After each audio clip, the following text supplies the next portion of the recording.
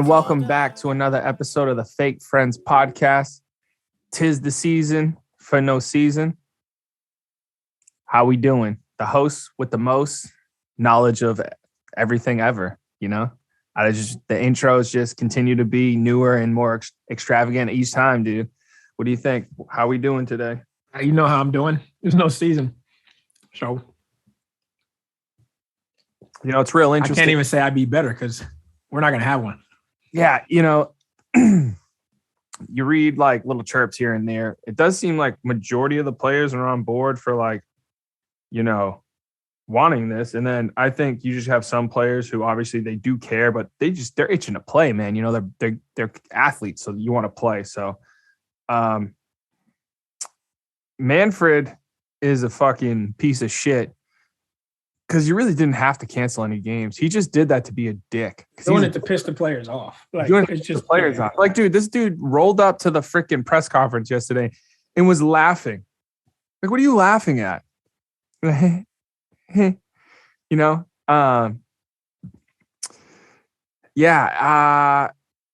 It just feels like there's going to be no season. Not to lie. I mean, we don't know. I mean, they can meet tomorrow. You know, they're supposed to meet. They can figure it out. And they can honestly figure it out. They can figure it out. They can. Dude, you know, honestly, realistically, how much time they got to give for like a free agency period before, you know, the season's spring training, some sort of spring training starts? You would maybe think like 2.5 weeks or something. I don't know. What do you think? But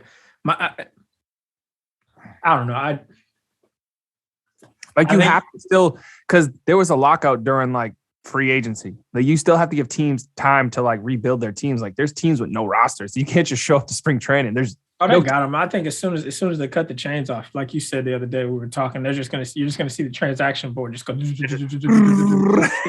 just gonna fill up with transactions because they're already. I mean, like it's not like they can't talk to each other. They just can't. You know, they can't play. But I don't think they can even communicate. The clubs with the players. Yeah, the players. You know what? I don't know. I don't know if like agents can, if representatives can speak with clubs or not. Officially. Oh yeah. So agents. You know what I mean? Well, that's why I said there's going to be a lot of tee times. There's probably a lot of a whole bunch of golf playing and a lot of golf playing. So, you know? But you know, I was reading some things and I was watching some things. I was talking to our own coach, Tiny Man himself. He went through 2 lockouts. And hold on. Can't just say no one knows who that is. What I want to say is you're right. Mike Felder, big leaguer Mike Felder, the fastest guy on the planet, honestly. I was talking to him yesterday and he brought up a good point and he was like, you know, players know. So here's the thing that I don't think owners or some fan people don't understand, might not even grasp. Players knew that this was coming. Like, there's no need to announce a lockout in December when nothing has really happened yet. But like, players know that they're not going to agree because these negotiations don't just start happening 2 months ago. So people are prepared. Players were prepared not to be playing, not to show up for spring training, not to even be playing this season until their terms are met. You get what I'm saying? Now, you got big names, big contracts that are help representing this union, and I don't think that the owners really understand or expect the unity amongst the players. I think it was Rizzo tweeted or said something and was like, "Hey, for the younger generation, this like is really for them, these younger kids, to understand that like this is your chance to make the game." On the business side, structured better for the player in a league where right now it's not, because there's something else that like, so service time is a big thing in the big leagues. Like, I think it's like 170 days, 175 days accounts for a year. Like that's when your clock starts. So check this out. A kid can come up 2 weeks into the season, be up the whole season, play 160 days, and he's not even he doesn't have a year of service time, but he's a year older. You get what I mean? And so now you're playing catch up the whole time to even get to free agency. That's the control that these teams have on players' careers, and players are trying to gain that control back. And I don't think we're going to have a season because the owners seem to just be a bunch of pricks, honestly, when it comes to this negotiation process, because they're not losing anything and they just aren't willing to negotiate or meet players' terms. So, yeah, why are they making such a big deal about this money pool for arbitration? Like, why is it so hard for them to meet this $100 million pool money for arbitration? And they only offered 30 million. Like, what is that? What is that money? But what is that money? What does that mean? Because and again, Tiny Man brought up a great point. I think I think they had just reached $1 billion in revenue, the league, in like 95, 94, something like that. They're like at 10 billion now. Owners, 30 teams, owners receive that revenue, like the league's revenue. I don't know how it's split or whatever, but there's no need, honestly, in baseball to win for your franchise to be profitable. And that's what I think the owners don't want to, like, they don't want to remove that. They don't want to have to put a competitive team on the field to make their franchise profitable. You get what I'm saying? Because right now, the Angels suck. The Angels do suck. The Angels suck. And they make millions of dollars a year. Not because of Mike Trout, not because of Show. Like, they have a huge TV deal. They don't have to put a competitive team on the field to make, like, for that team to have a positive revenue. So, like, that's not only just the Angels, but like a lot of teams in these TV contracts is where it's at, especially for now. Granted, it's a bonus if your team gets into the postseason, which is why the owners want to extend that to 14 teams so that, oh, hey, maybe if we do just slip in, even though we suck, we're the 14th team in the postseason. You know, like, that's the control that these owners are just kind of holding on to. And in negotiations, they're not willing to let it go, I guess, to include the players into the more of the revenue sharing for whatever reason. So, and the players will be fine. The players will be just fine, man. I mean, the notable players, baseball is different than basketball and football, like we were talking, but like the notable players will be just fine. The guys that are suffering, those younger cats, those minor leaguers, those cats that don't have that tenured contract, those cats that are just trying to, really get their feet wet in the big leagues. But really, this strike helps them in the long run.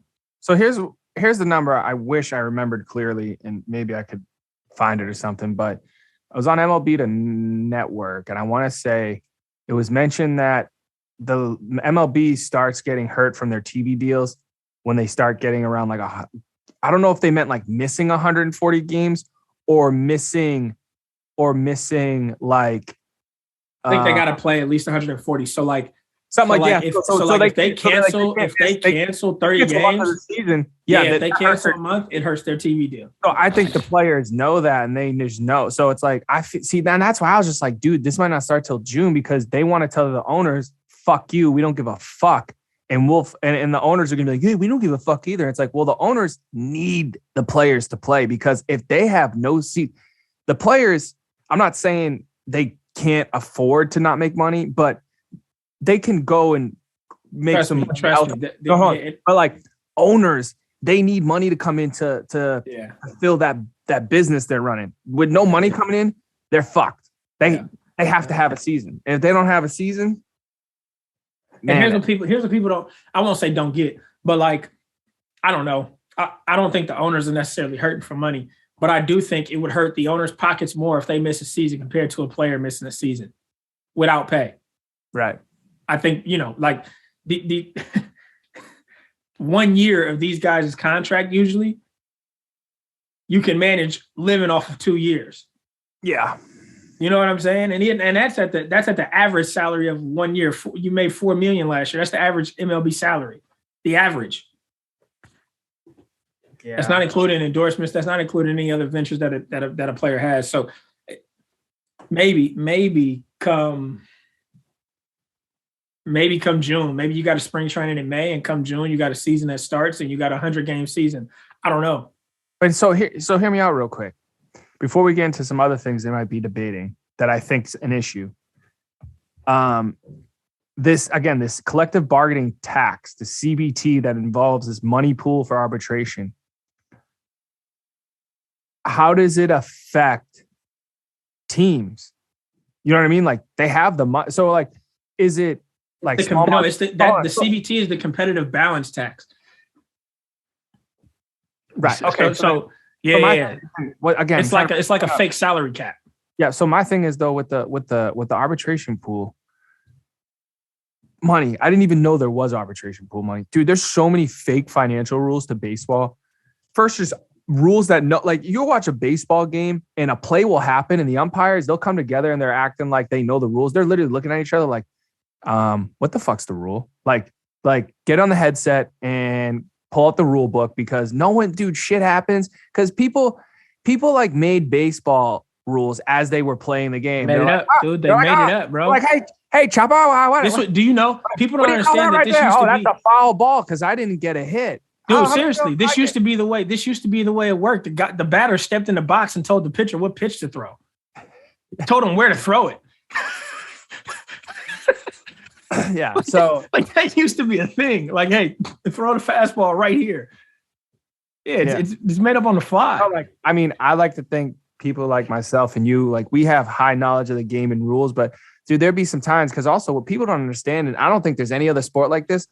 Rules change on where you play at a field. Like there's specific ground rules to fucking stadiums. That's insane. That's the fact that rules change based on where you play. And it's like, you'll know like if some fishy shit's going on in a game when you're like, you're in the field or something and you see something happen. You're like, I don't think that was supposed to happen. Yeah, no. Speaking of that, because I saw this highlight again the other day. I'm pretty sure everyone messed this play up. Javi Baez ran backwards from first base. Automatic out. Bro, the umpire should have called him out. You can't do that. Secondly, everyone should have lost their job involved in that play except for Javi Baez. The first baseman should have been sent home he should have been sent to fucking Russia or somewhere where they don't know what's going on because he chased them back home. DC. You're right. He should have been sent to fucking Biden's administration. Somewhere that doesn't know what's happening. He should have suited up for Ukraine. I don't even know who that first baseman was. I just know he chased him back home. Yeah. No, honestly, if I was a coach, do that. Again, I've made some fucking stupid plays in my life playing baseball. Shit happens. But if I saw some shit like that and I was a coach, I'll walk right out to the field. I'll go right to first base and be like, hey man, you all right? He's like, yeah, I'm all right. I'm all right, cool. You're out of here. No, you're not the game. Like, just go home, man. Just go home. Yeah. Go home. He chased him back to home plate. We'll try it again tomorrow. Just go home, bro. Like, try it again tomorrow. I don't know what the fuck that shit was. Like when you think about it, what were you doing, my guy? You chased him back. And now here's why I say the umpires fucked up. Now this is just to your point of like, you see some bizarre shit. Once he started to run away from first base, he was out. Yeah. And they didn't call him out.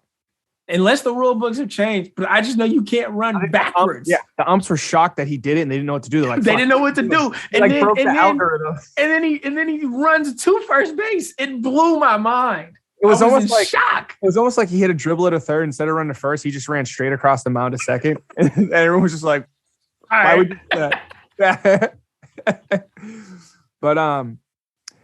But besides, that's so true though. And like this money pool for arbitration, I don't think the players want expanded playoffs. I think that's an owner thing. Yeah, I think that's just an owner thing because it's again that only generates more revenue for them.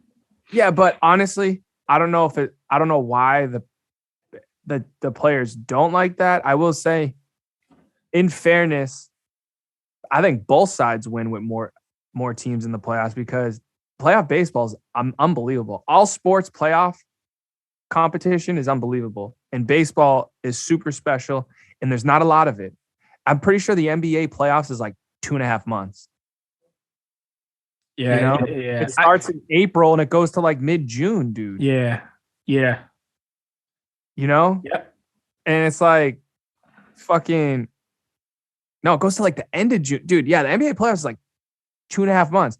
Because it's a 7-game series. And I thought about this the other day. You got your first round, you got your semifinals, and then conference finals, and then finals. 4 rounds. Quarter, semifinals, and then championship. Quarter, semifinals, and then championship. Yeah, and that's not it's not like basketball. It's not baseball where they play every day. there's a game, then there's a day off, then there's a game, then there's 2 days off for travel, then there's a game. So like those series take a lot longer. A lot longer than I mean all the way into summertime. Yeah, which is pretty crazy. I was just reading some stuff all right. So I got a question. You might know the answer, but like, are the players the CBT, the competitive balance tax, this minimum salary, an arbitration pool? Is the players have a gripe for that so teams can stop doing what like the A's have done? Because clearly, if you're on in the Oakland athletics system and you become too good, you're not staying there. If you become too expensive, you're not staying there. So now, what message does that send? Because they made a movie about it, and sure, it sounded good when we're trying to win without spending a whole bunch of money. But are you really trying to win, or are you just trying not to spend a whole bunch of money? You get what I'm saying? Yeah, because baseball's trying to condition people to say you don't need to pay for stars and you can win, and that is false. That's false. The best players deserve to get paid the most, and the people getting paid the most are usually the best players. So the team with the best players are paying the most for the best players. And I understand pitching dominates hitting any day of the week, but still, those guys that are consistent get you to those championship games. You need them. You need those dogs. Go look at the fucking just go look at any championship, World Series championship team. Who won the series last year? I was banking on Houston. Who won the series last year? It was the Braves. Braves won it. They have stars. Yep. I know Acuna wasn't playing, but Freeman and Ozzie Albies are stars. Freeman's a star. Ozzie Albies, all-star. If Acuna was playing, all-star. Star. I just like you need Dodgers have been in the World Series and in the NLCS like stars. MVPs. And I just feel like this. It just seems like again, because you don't need a competitive team to make money. People are going to show up to a baseball game. They're going to buy beer. They're going to buy food. They're going to sit there and watch it. They're going to watch it on TV. They're going to watch the postseason. Like, you don't have to be good. No. For your franchise to be profitable. And I think that's kind of what the owners are really trying. I've been saying this control over players, but I think that's what the owners are trying to hold on to and are trying to avoid the revenue sharing to where you got to give them. The players want a minimum salary. Now, granted, correct me if I'm wrong. I think the current minimum is like $650,000, $700,000. Yeah. See, I think that's a lot of money to play baseball. So I think the issue with the revenue sharing thing was players wanted revenue to go to other teams so they could spend money, but the owners were like, and again, I think they both make great points. The owners were like, well, they're not guaranteed to do that. Why am I, if I'm like the Boston Red Sox raking in all this money, have to pay the Pittsburgh Pirates who their owners could just pocket the money and go, I don't give a fuck. Yeah. So I get it. I get it.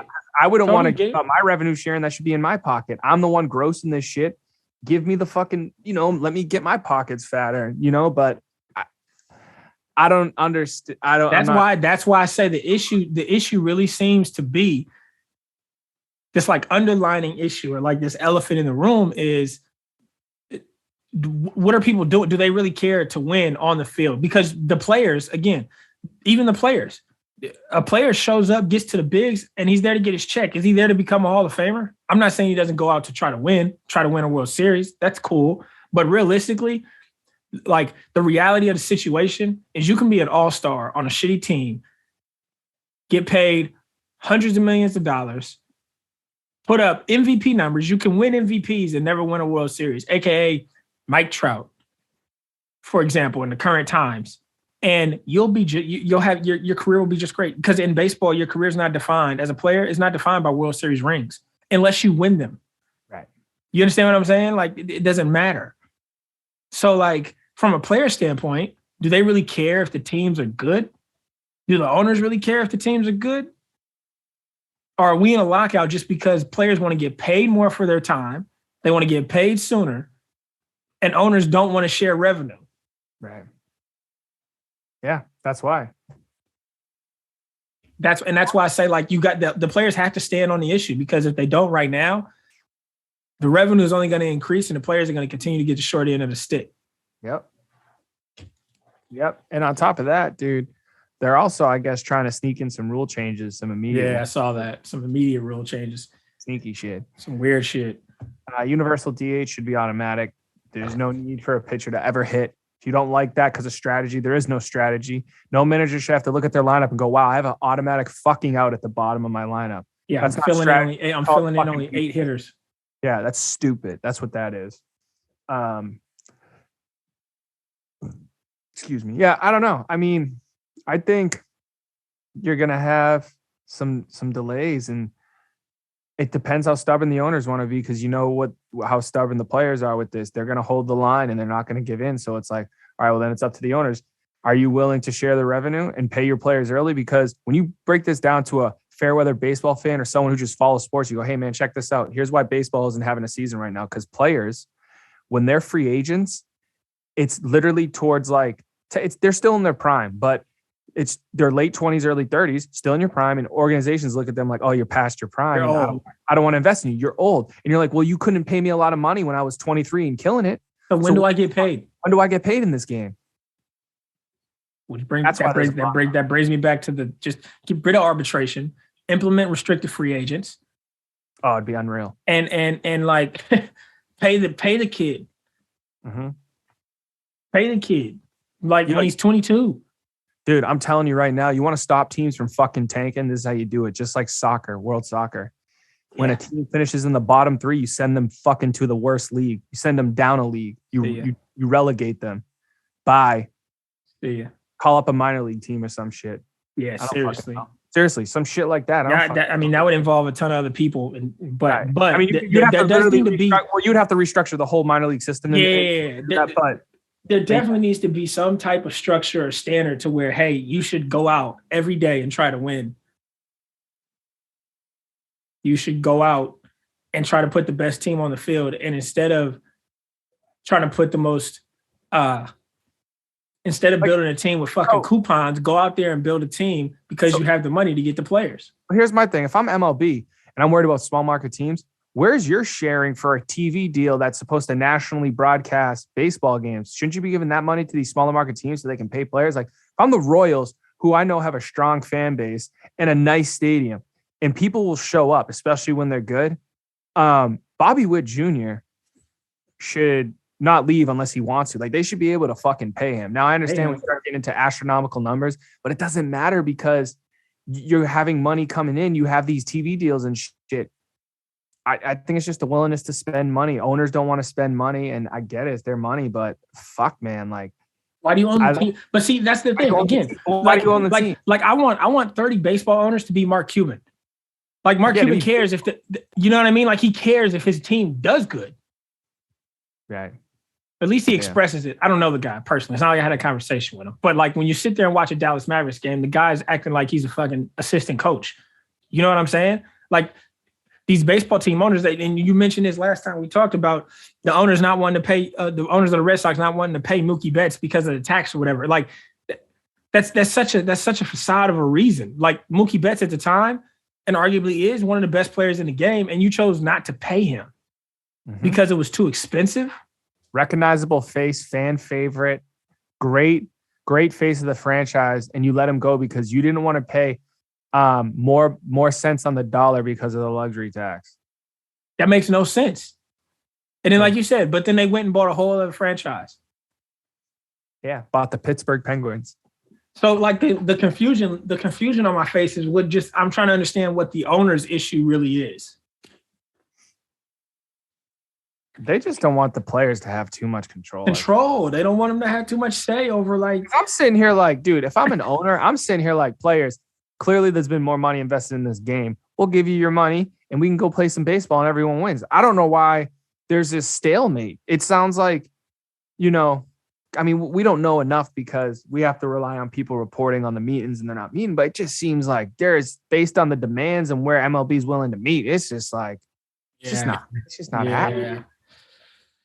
That's why I say the commissioner sucks. Because honestly, I know he's like this. He's like this mediator for the union and the owners. But like, also, shouldn't his number one priority be the health and well-being of the actual league? And not having any games is not beneficial for anybody. And so you should be sitting here like, hey, we need to figure this out. And it just seems like this very traditional sentiment that, now granted, bro, I had a chance to talk to this was in like 2010 maybe. I had a chance to talk to Torrey Hunter when he was with Anaheim. And he made the comment, he said the big leagues is like heaven. Like it's everything everything is, it's glitz and glamour in terms of being a big league ball player. You know what I mean? Like it's not easy to perform, but it's glitz and glamour. So like you're fortunate enough to become a Major League Baseball player. I don't even know if I would say it's a privilege to do so, but it seems to have like this sentiment that like, hey, owners seem to have this sentiment, and clearly even the commissioner seems to have this sentiment to be like, hey, you guys should just be happy to be here. You get what I'm saying? And like, you shouldn't feel like you deserve more than what you're already given. You shouldn't feel like you're owed more than what you're already given. But then how do you tell somebody that who pretty much since the time they were 12, if not younger, had this dream of being there? And then from the time they were strong enough, put in this time and effort to reap the rewards of getting there. And as times have changed, and like I said, I just continuously compare it to the NBA, where you got a bunch of no-name cats, 13th man on a roster, 10th man on a roster, getting paid twice the average salary of an MLB player. I would question some things too. I would question a lot of things. Why am I not getting paid more? And if I'm good, I get up in 1 year in and I win Rookie of the Year and I'm still getting minimum salary. So I'm trying to figure out who chat with MLBTR Steve Adams. So whoever Steve Adams is his baseball version. But anyways,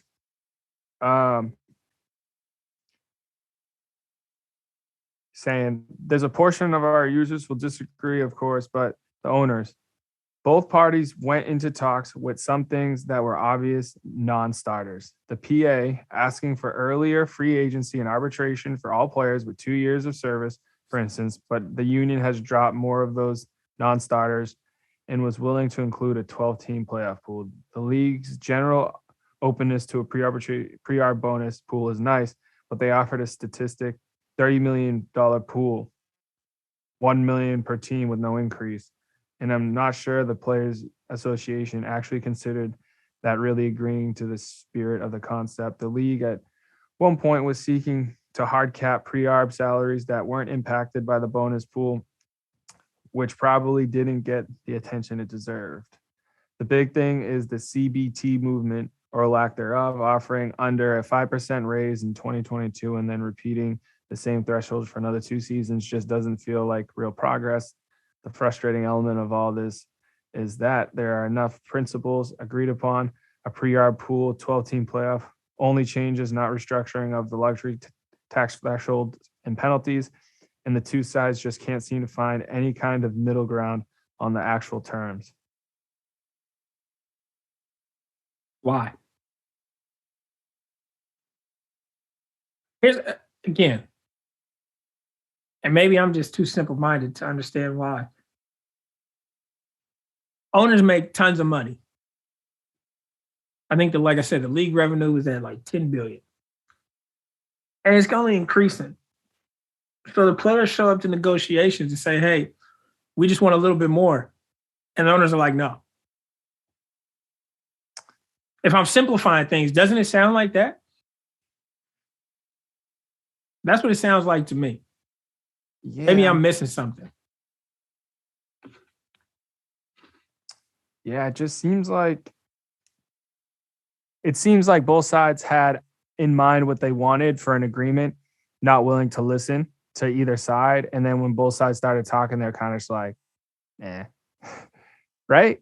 Yeah, well, I see. Yeah, I got like an update from ESPN, and they said that the players have this like shared sentiment. They just need to stop treating us like we're idiots. And it seems like they're just trying to take advantage of it. And I'm like, why? That's why I'm just like, yo, owners, you can literally end this. First off, you don't have to lock them out, play the season, and two, just meet their fucking demands, or at least show them some respect. Show them some respect. Like I was telling you the other day, they want $100 million for this bonus pool, and they say, we'll go to 30. How not hit like 80 or 85? Like, who are you negotiating with? We're clearly not even in the go, wow, we really wanted 100. What is he? He said 85. Could you just do 90? We'll be happy. Who's the owner's advisor? Rick from Pawn Stars? Yeah, he is. Yeah. Oh, let me call in my expert. My expert. Yeah. Rick shows up and was like, they want 100 million. Nah, I can do 30. 30. Yeah. I got to resell that. I got to make money too, man. Like, what? Yeah, dude. I just want answers now. Like, I'm like, why are you not? No one should be sleeping. It should be nonstop negotiations. Like, there should be no breaks. It's good. Again, like I said, March 3rd, they're supposed to be meeting. I don't know for how long or what they expect, but both sides openly admitting they want to continue negotiations is promising. You know, it's not like they're like, oh, fuck this and talk to you in 2 weeks or something, you know? And it was great because one of the reporters yesterday, grilling Manfred, was like, hey, so why did you guys wait like 3 months to start negotiating, knowing the timeline? He was just like, dude, he sucks. He was just like, he sucks. He was like, well, you don't really start having these conversations until you start having them or something like that. And I'm like, what? I'm like, why weren't you guys in the same room? Like, you knew it was coming. You should have been. And here's the other crazy thing. The terms that the player, like they like the rumbles. Cause I remember, I think it was in August. I think it was August. It was at the area code games and I was talking to some like scouts. Maybe it was September. I was somewhere. I was talking to some scouts and they made the comment that like, yeah, I don't think the season's going to start on time. This is in September. So like the demands of like what the players wanted this is nothing new. Right. It was more just a matter of whether or not the owners were going to be willing to negotiate and agree. And clearly where we're at now is because they're not. And that's why I feel the sentiment of players being like, hey, just like show us some respect, because the owners are like, we'll just hold it out. And that's what it sounds like, even hearing like Tony Clark's thoughts from yesterday, just basically being like, you know, the world's changing. The league's changed. It's not what it was yesterday. And it needs to be updated. It needs to be updated for money. Yeah. Players deserve to get paid more. And I just, again, like if I'm Cody Bellinger and I come up and win Rookie of the Year and I got to wait 2 more years to reach arbitration to make a quarter of what I'm probably worth at the time. I think when Cody went to arbitration in 2000 and I'd have to look it up. I could be completely making this up. So let me just completely make this up. I don't know his official service time. Technically, I want to say his first year arbitration was last year. Okay. He was a rookie in 17. He was a rookie in 17. So he would have reached arbitration, I think, in 20. Yeah. 2020. It's after your third year. So his first full year was 17, 18, 19. No, it's after your third year. So in 2020, he reached arbitration, right? No, you don't count 18, 19, 20. It's after the 20. So 2021 was his first year arbitration, I believe. So this year. This year. This past off season. Does that make sense? Yeah. So and hang on. Actually, I'm gonna look this. The point I'm getting at is I just completely understand the sentiment of like, oh, I can only make this much, but technically, based on my performance, I'm worth double this. Like if I was a free agent right now, what would the market be for me? Right. You get what I'm saying? 1 year deals with players when they're in arbitration because teams kind of recognize that and usually pay them what they're worth. That's why you see situations where teams are like, oh, they need to trade so-and-so because they can't afford his 1-year deal that's going to be worth like $30 million or like $25 million for 1 year, because that's usually what they get signed to. You know, like recent high arbitration 1-year contracts to avoid arbitration were like Chris Bryant, Mookie Betts, Bryce Harper. They all got paid fat for 1 year. Like Juan Soto, depending on what changes, but when he hits arbitration, he's probably gonna get offered a 1-year deal that's at least 30 million, something fat. So it doesn't give me. I have to look up the figures, but he exceeded he finished his rookie limits in 17.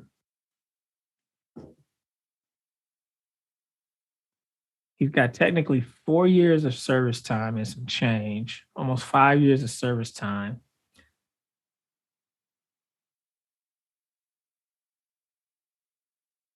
He's a second-year arbitration eligible. Oh, so now he's on his second year. Okay. So I wasn't sure about if he was an official full season. Oh, yeah, because he came up in like May of 2017. Yeah, no, so that was his official rookie season. Yeah, okay. So but also, let me also put this into perspective. The kid's 26. He'll be 27. God, I forgot. He'll be 27. He'll be 27 this year. He's got a World Series, an MVP, a Rookie of the Year, Silver Slugger, a Gold Glove, and a Championship Series MVP. And he's not even a free agent until 2024. He's going to reach free agency, and they're going to like devalue his ability. They're going to look at all the things he didn't do instead of the things he's done. And it's like, dude, dude, I'm telling you, dude, you're on it with this. And just imagine is the realest thing ever. And he's seriously, because just imagine that kid racked up accolades. Yep. He's been in the bigs for 4 years. He's got an MVP, a World Series Rookie of the Year, Championship Series MVP, a Gold Glove, a Silver Slugger, and he's a 2-time All-Star. Imagine what his market would be if he was a free agent right now. Imagine what his market would be if he was a restricted free agent. Mm-hmm. Mm-hmm. That's why I said, and I've been saying, we're not going to have a season because if I'm the players, I'm standing ground on the issue that we're trying to get. You have to. The episode is basically just us been yelling in agreement, going, players, yes, hold the line. Mel Gibson. You got to. That's what you got to do. God, yeah. I mean, dude, honestly, like where I live, I have to deal with cold winters, and I don't want to deal. Like you get through the winter, and baseball starting is like your treat for surviving winter. You're like, oh, I got through the winter. Weather's warming up. I get to watch baseball now. Knowing that I have to go through a whole summer into a fall, into another winter with no baseball. It's no good, man. It's no good, but it's a necessity because the players do need to change this shit because they have been getting taken advantage for this money. You know, you made a great point. I mean, nobody in the NBA makes $20 million off the bench, and a superstar player can't even get fucking paid accordingly until he's like 30. Bro. In 2000, they're like, you're too old. Not to get too sidetracked, but in 2019, Cody Bellinger was 23 years old and he hit 47 home runs, 115 RBIs, batted .305. That was his MVP year, right? Or did he win MVP, Gold Glove, All-Star. Is he 18 or 19? It was 19. He was 23 years old. And that was his third year in the bigs. Yep. The guy can't be a free agent for another 3 years. And in 3 years, when he's 26, 27 as a free agent, they're going to say he's old. And what he did 3 years ago, he can't do again. And that's why we can't pay him what we should have paid him 3 years ago. Based off his numbers for his MVP season, he deserves Bryce Harper's contract. Yep. At 23. Yep.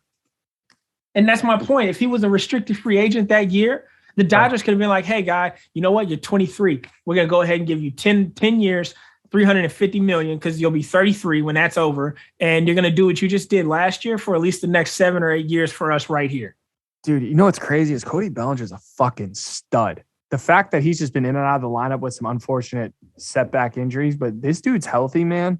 I mean, he was hurt. 2020, of course, was that weird shenanigan year, but he was hurt last year too. So like, dude, but when this dude's healthy and he's going, he has a cannon. He's fast. He can play outfield, first base, and he rakes. This dude's a superstar. Very true. And shit, he'd be on my team any day of the week. You kidding me? Yeah. CB 35. Where do you want to hit, kid? You want to lead off? You want to bat third? You want to bat fifth, fourth, second, ninth? Very true, man. What do you want to do? What are you playing today? Center, right? I remember when they were playing him in center field. I'm like, why are they putting Cody Bellinger in center field? And you see the plays he's making. You're like, oh shit, kid's an outfielder. I'm trying to think of another guy in a similar situation that didn't sign like the contract extensions that Acuna signed or like Tatis just signed. I mean, Vlad Guerrero is going to be in that situation. Yeah. I'm pulling him up right now because he'll be there pretty soon too. 19 was his. Now this is what I don't understand. He's a first year arbitration Super 2. I don't know what Super 2s are. I don't know what that means. Is he a Super 2 because this is his third year? He just finished his third year and he's hit 48 home runs, batted .311, finished second in MVP voting. I don't know. But I know that the kid is 22 and he won't be a free agent until the year 2026. And that just seems absurd. Doesn't make sense. That just seems absurd, bro. You know, and then you have these teams that are like, well, we don't want to lose the players we developed. And it's like, you're going to lose them anyways because you don't fucking try to win. That's the thing, too. Is like, how are you going to lose them? You've already had them for 3 years. Yep. And they perform. That's the other thing. They perform immediately. Hold on. They perform immediately. Let me say this. The team or owners and teams saying, oh, we're going to lose them, blah, blah, blah, all this shit. That's too short. It's like, well, no, maybe if you focus on winning more, you won't have to have 7-year rebuild periods. You can have like a 1 year, 2 year, because you just have talent coming in to help. You know what I mean? So it's just like, it's just some bullshit, man. It's bullshit. The MLB with 4-year free agency in after third year, a restricted free agent is probably the smartest thing that could ever happen. And the fact that hasn't been brought up. But here's the other thing I don't understand is clearly with contracts like Acuna, Tatis, and now this could be a controversial thing, I guess. You know, it seems like these type of contracts happen with usually non-American players because these guys just want to get paid and they'll take a discount. Wander Franco, 8 years, $100 million for Acuna after his third year. So apparently you can do what you want. Like you can sign it. You can sign it. Young too. So I mean, their age might have a little thing to do with that. Say it again. Their age, they're impressionable. You know, you're 21, 22, 23 years old, and someone's like, but the Dodgers. But my point is, Cody Bellinger hit 47 home runs. Dodgers didn't sign him to an 8-year extension for $150 million. A lot of teams don't do that though. But it seems to be more of a trend lately with guys like Tatis, who was just a superstar, Acuna, superstar. These guys, did that with Bregman. The Astros did it with Bregman too. You know, Nationals did do it with Bregman. It started with Bregman, Albies, and Acuna. They were like the first three that got these brand new early deals, and then the Padres followed suit. Then the Rays, and they tried with Soto, but he said no. I mean, and what I'm getting at is extended Mike Trout though. This is what I'm getting at is I feel like that was not the players, that was the franchises trying to avoid where we're at now. Yeah, 100%. Trying to make that a trend, like, oh well, but that's still the franchise getting a deal because that guy. So, like we said the other day, the Rays just got Franco at a discount. Yep, a huge discount, but to him. 21, like you said, I'm impressed. I don't even know what the terms of that contract was, but I'm no longer getting league minimum. I'm no longer, I don't have to go to arbitration. I'm getting me a nice check. But if I'm the players, if I'm Soto, yeah, I want to bet on myself. I don't want that deal. I want to go to free agent so I can have the ability to choose where I want to be for the next 10 years and get paid. You get what I'm saying? And, oh, you guys don't care about winning. Why do I want to stay here? Yeah, man. That's why I said it's like this elephant in the room. What's the actual motive? What's the actual initiative here? Stiff the players, make as much money as possible. That's what it sounds like. No. You know, I mean, you take Houston, those three guys, Houston, Bregman, Acuna, Tatis, and even take Wander. Those four guys are on competitive teams. Houston was in the playoffs. Tatis, Padres is supposed to be a contender. Braves just won the World Series. Tampa, contender. So why would they be like, oh yeah, we're contending. We're good. Why would I not? The Nationals suck. Why would Soto want to be there for the next 13 years? Right. Yeah. I wouldn't. You know Dude, what I mean? So here's why Juan Soto doesn't want to be there, because the Nationals, after they let Bryce Harper go, traded everybody. And they're like, hey, Juan Soto, play baseball. Yeah. They let Rendon go. They let Harper go. They let Scherzer They never let Strasburg pitch. They let Trey Turner go. They don't let Strasburg pitch. Dude, they got rid of everyone. Yeah, that was a part of their core team with Dusty Baker. Yeah, and that's why I'm saying, like, really, like, if you really, we could be making this up, but you could just look at it and be like, hey, we'll let everybody go, and then we'll just give Soto all the money, and that'll be our money, our purpose. I'm not mad at that because he's getting his value, but that kid just came up on a winning team. And he wants to win. So he's gone. He's going to go play for the Red Sox and get paid like $400 million. Watch, I'm calling it. He's going to get like 380, 15 years. Watch, I'm calling it. Something ridiculous, dude. Yeah, it'll be crazy. It's going to be insane. I'm telling you, dude. It'll be crazy. They're going to have no one on their payroll. He might go to LA. They're going to have no one on their payroll, dude. He should go to LA. Poppy's going to put his arm around the shoulder and be like, hey, Poppy. Hey, see that wall right there? See that wall? 80 doubles. 380 average. 48 home runs. You're probably not wrong. Seriously. Juan Soto at Fenway, 82 games. Yeah, it's dangerous. That's dangerous. That guy's swing, that guy's a pure hitter. He's spraying, like, I don't even think he would hit singles. I don't think his singles column would be 0. It would be all double. That's what I'm saying. He'd like 80 doubles. Yeah. He'd have like 160 hits with like 80 doubles and like 30 bombs. Yeah. And you'd be like, he just batted like 382. Yeah. That'd be dangerous. That would be dangerous. Maybe that's why Jeter left, dude, because he was like, I want to sign Juan Soto in 3 years. And they're like, no. And he's like, no, can't. Yeah. I don't know, man. I do think there's still a lot of, like I said, I use the word traditional, not to call people old. I think there's a lot of traditional people in positions that make decisions for these franchises, aka the owners, etc. And they're just stuck in certain ways that they're not willing to adapt or, modify. And you have a whole new generation of players. Like, your stars were born in 2000. Right. The stars of your league were born in 2000, 2001. The stars weren't born in the 70s and 80s. They don't come from a time. They come from a such much more modern time to where they're gonna be like, hey, yeah, what this doesn't make any sense. Like, I'm a star at 22. I should get paid like a star at 22, not wait until I'm 27. Makes no sense, dude. I swear to God, the NBA is like that. They have free agency after like 3 years or something, or like 4 years. It's restricted free agency after 2 years. Yeah, they're free agents right away. You get drafted, you sign your rookie contract. That's a 2-year deal, and then you're a restricted free agent. Forced to pay guys right away. And if you're good, when you're a restricted free agent, your team's got to match it. Otherwise, they lose you to a competitor. Get paid. Yeah. Well, I don't know, man. I mean, we agree on this, so I mean, we keep on talking. We're gonna keep talking. I can talk about it all day just because it doesn't make any sense. And I'm like, I want to get Manfred on the phone. Like, we should call him up and just be like, hey, how about you nip this in the butt and just implement a restricted free agency and get rid of arbitration?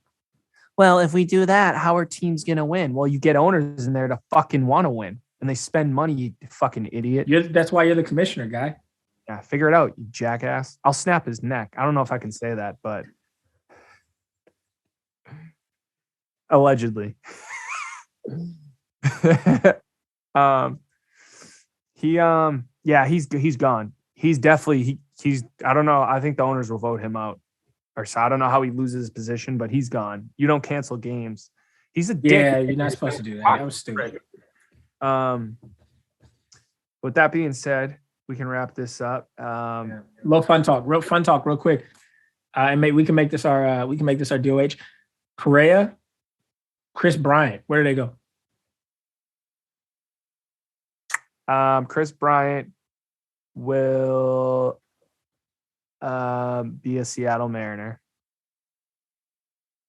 And if it's like a wild card team, I'll give you like wild cards and where I think it's most likely. And then like a wild card team, it sounds freaking crazy because their corners are loaded, but this team loves adding talent. And I know he was a Cub, but Chris Bryant could probably play for the Cardinals. As crazy as that sounds. They could probably just put him in the outfield. Yeah, because he plays the outfield. He plays the outfield, and he plays first base. And I know they got Goldie, but I mean it's the universal.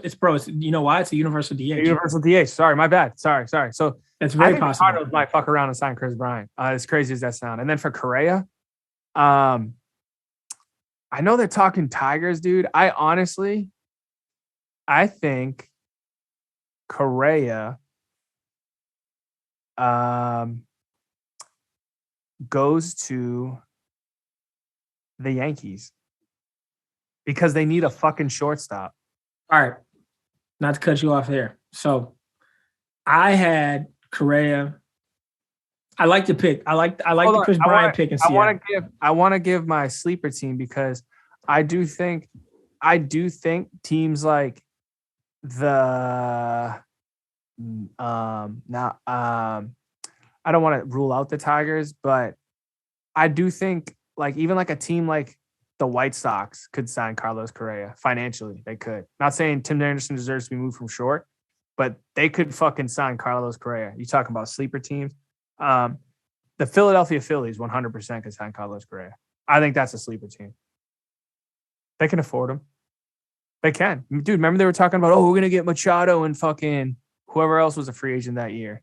Was it Harper? They were trying to sign both. They were trying to both. Yep, they were trying to sign both. They can afford it. I fully agree with Mariners. Chris Bryant seems like a great fit. If he doesn't stay in San Francisco, I don't know how much. No, he's gone. Yeah, I don't know how much. Weirdo. Now, here's the thing, though. I could, again, sometimes I know what I'm talking about. Sometimes I don't. I think Carlos Correa stays in Houston. If he doesn't stay in Houston, I think Seattle or I think the Yanks. But here's why I don't think the Yanks, because I think the Yanks go after Trevor Story. I do too, yeah. I think Trevor Story is a New York Yankee. And I think he would have went to Texas if Seager didn't. I had Story going. And I think Texas might have just the left-handed bat might have prioritized him just a little bit. Yep. Over Story. But I think Story goes to New York. I do. The other destination that I think goes to those two players, Correa and Story, the Dodgers. Dodgers need a shortstop. Those dudes always spend money. They're going to play Trey Turner there. Yep, he's shortstop. I mean, Trey Turner can play anywhere. He's the man. Trey Turner plays second base when you sign Carlos Correa. I know. Yeah, I know. Hey, you don't got to tell me. No, the only reason why I say Yankees because they need a shortstop. I think they do want Story or Correa, but they have some other things they need to address, like pitching. That's the crazy thing about these situations with these teams who could use these players, but they also need freaking pitching. So it's like, what are you gonna do? Pick your poison. But when you got stars like that are free agents that are you gotta go get them. You gotta go get them. You gotta go get them. It's I would love to see him actually go to the Red Sox. I think that'd be sick, but it's not gonna happen. No. And I actually really respect Xander Bogaerts way too much. The Phillies would actually be pretty cool, though. The Phillies have a cool team. Bryce Harper made that team really cool. Bryce Harper flipped that team around, dude, to be cool. I mean, they were cool. Ryan Howard, Utley, and Jimmy Rollins, like their little core they had there when they went on their little run. Yep. Utley, Rollins, Howard, Worth. Yeah. Yep. Their center fielder, what was his name? Rowan or something. Yeah, he was there for a little bit. Yeah, he's pretty good. Mhm. But yeah, I mean, and that's the other reason I don't think Correa goes to Detroit, because didn't Baez go there? yeah, but they could always play him at second. Yeah, but He's a second baseman. He's not a shortstop. I don't disagree. I just feel like he got paid to be a shortstop. Exactly. I agree. You know what I mean? Like, I agree. But you never know, if his boyfriend goes there, he's probably more willing to, you know. This is true. Who knows? This is true. Yeah, I don't see Craig going to Detroit. He's going to go to a bigger market team. I will say this. I don't think the Cubs want to spend money, but why not they sign Correa? Like, if they thought yeah, why not? I mean, shit, dude. If I'm the Cubs, and you think the market's pretty mediocre on Chris Bryant and Trevor Story and Anthony Rizzo, why don't you bring all three of those guys back? Bring them all back. Bring them all back. Like, are you sold on what's that kid's name? Like Patrick Wisdom and like Frank Swindell. No disrespect, but like those are like their corner guys right now. Like, you sold on that? That's what you. Yeah, the Nick Madrigal kid's gonna be pretty freaking good. So get him and Story up the middle, with freaking Chris Bryant back at the freaking hot pocket. Rizzo, the backyard baseball player looking character, back at first base. Who probably, I feel like Rizzo puts like French fries in his back pocket and like eats while he's at first base. Doesn't he seem like that type of player? I'm sorry. He's eating like French fries out of his back pocket. You're like, speaking of Rizzo, he's a free agent too. Yeah, he's nasty too. Why don't you go look at his stats? That dude. I know he's good, man. He's good. That dude's a baller. He can hit. Mate, we could. I know we're supposed to wrap up. I just went into a rabbit hole and was looking at the free agents. I forgot Freddie Freeman's a free agent also. Wow. Dude, Red Sox. Chris Bryant's a free agent. Freddie Freeman's a free agent. Trevor Story, Carlos Correa, Kyle Schwarber. Yep, Schwarber. Anthony Rizzo. Dude, it's crazy. Some great names. Yeah, and that's also why these players are standing on it, because like you have some notable free agents. I don't know if he liked playing there, but honestly, the Yankees should bring back fucking Rizzo. All honestly. Yeah. Yeah. Wow. He'd be a killer there at that lineup, dude. Did you know apparently the market value for Correa is $3 million less than Trevor Story? Trevor Story is almost a $30 million ball player, they say. Interesting. See, I just thought Trevor Story, since he had a quote unquote down year, that the teams were going to try to lowball him. But Trevor Story, technically, you could argue, is the better player. He's 29 years old too. He's more athletic defensively. He swipes bags, and that dude can freaking hit. He can hit. He's a threat. Yeah, and he steals bags. Wow. Be interesting, man. Really interesting. Yeah. Really interesting to see. But all right. Till next time, I'm sure we'll just repeat ourselves because we still won't have a season. But I mean, I hope not. We talk college baseball, man. We can get into some things. We can discuss some other fun topics, maybe some story time. Talk a little better. I mean, I just think this definitely had to be. I mean, this is a long freaking episode. It's probably over an hour. But yeah, just talk about what's going on for the baseball world. If anyone cares to listen, people should care to listen. And that's that. So till next time. Yeah. All right, man. Later. End it. Why can't we be friends? Why can't